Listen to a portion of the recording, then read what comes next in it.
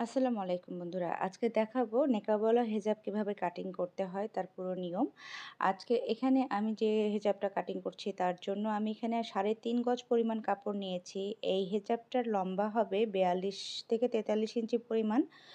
আর এখানে আমি ২.৫ হাত বহরের ৩.৫ গজ পরিমাণ কাপড় নিয়েছি। যেহেতু নেকাব তৈরি করতে হবে, যদিও আমার এই কাপড় থেকে মোটামুটি আর মানে ভালো পরিমাণের কাপড় বেঁচে গিয়েছিল।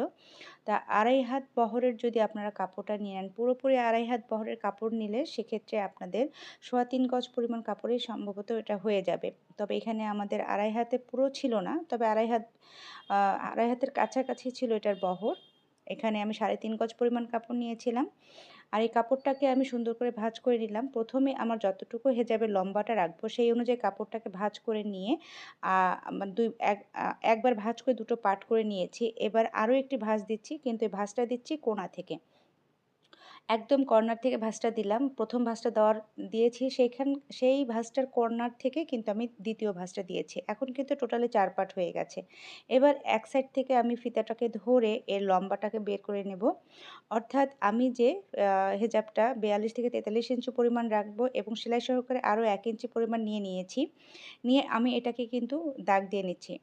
একদম কর্নার থেকে ফিতাটাকে ধরে আমি কিন্তু রাউন্ড করে নিচ্ছি। কিন্তু ফিতার এক সাইড কিন্তু কর্নারেই থাকবে। এটা ভালো করে লক্ষ্য রাখবেন যে ফিতাটার এক সাইড কিন্তু কর্নারেই থাকবে। দ্বিতীয় সাইডটা ঘুরিয়ে চারপাশে দাগ দিয়ে নিতে হবে রাউন্ড করে, যেমনটা আমরা রুমাল শার্ট, ফ্রক অথবা স্কার্টের জন্য কাট করে থাকি, সেম সেভাবেই কিন্তু কাট করে নিতে হবে। এবার আমি দাগ দিয়ে নিয়েছিলাম যে জায়গাটাতে, সেই জায়গাগুলোতে আমি কেটে নিচ্ছি। এই যে এখানে আমি মুখের জন্য ১২ ইঞ্চি পরিমাণ কাপড় রাখছি। আর এখানে যে সাইডটা আমার ওপেন ছিল সেই সাইডে একটি করে টিক লাগিয়ে নিয়েছি।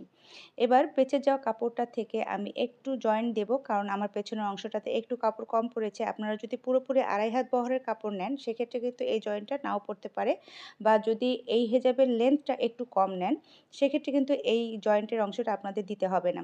আমার এখানে ৪২ থেকে ৪৩ ইঞ্চি পরিমাণ লম্বা ছিল, তাই পেছনের দিকে একটু জয়েন্ট পড়েছে। এটা আমি সেলাই করার সময় সবার আগে এটাকে জোড়া লাগিয়ে নেব। এবার ক্যাপের অংশটাকে কাট করছি। ক্যাপের জন্য প্রথমে একটি কাপড় এক ভাঁজ করে নিয়ে তারপর আরও একটি ভাঁজ দিয়ে নিয়েছি। কিভাবে নিলাম দেখেই বুঝতেই পেরেছেন, সেভাবেই আপনারা ভাঁজ করে নেবেন। নিয়ে ৩ ইঞ্চি পরিমাণ চওড়া এবং ৫ ইঞ্চি পরিমাণ লম্বা নিয়ে একটা ক্যাপ কাট করে নেবেন। অনেকটা ভি শেপের মতো করে কাট করে নিয়েছি আমি। এবার এটাকে সুন্দর করে সোজা করে নিলাম। আর এটাকেই আমি হেজাবে ক্যাপ হিসেবে ব্যবহার করব। আচ্ছা, নিকাবের লম্বার জন্য আমি ২২ ইঞ্চি পরিমাণ কাপড় নিয়েছি আর চওড়াটা নিয়েছি ২৪ ইঞ্চি পরিমাণ। চওড়াটা আপনারা ২২ থেকে ২৬ ইঞ্চি পর্যন্ত রাখতে পারেন। অর্থাৎ লম্বাটা রেখেছি আমি, লম্বা পাশে নিয়েছি হলো ২২ ইঞ্চি আর চওড়া পাশে নিয়েছি কিন্তু ২৪ ইঞ্চি। আচ্ছা, আপনারা যদি নেকাবটা যদি আরও বেশি লম্বা চান তাহলে আরও ২ ইঞ্চি বাড়িয়ে দিতে পারেন। এই যে কর্নার থেকে আমি একটু রাউন্ড করে দিয়েছি। যদি রাউন্ড করতে চান করতে পারেন, এটা অপশনাল। আর যদি স্কয়ার রাখতে চান সেটাও করতে পারবেন। এখন আমি এটার বেল্টটাকে কাট করে নেব। আর এখানে আমি ৩ ইঞ্চি পরিমাণ চওড়া করে ভাঁজ করে নিলাম। আর এখানে আমি দুটো বেল্ট কাট করে নিচ্ছি। সেম মাপে আরও একটি বেল্ট কাট করে নিচ্ছি। এই কাট করে নেওয়া বেল্টটাকে আমি নিকাবের মধ্যে সেলাই করব। কিভাবে করব সেটা সেলাই ভিডিওতে আমি দেখিয়ে দেবো ইনশাল্লাহ। তা হয়ে গেল আমার হেজাব কাটিং করা। আশা করি খুব সহজে বোঝাতে পেরেছি। যদি ভালো লাগে অবশ্যই লাইক, শেয়ার, কমেন্ট করতে ভুলবেন না।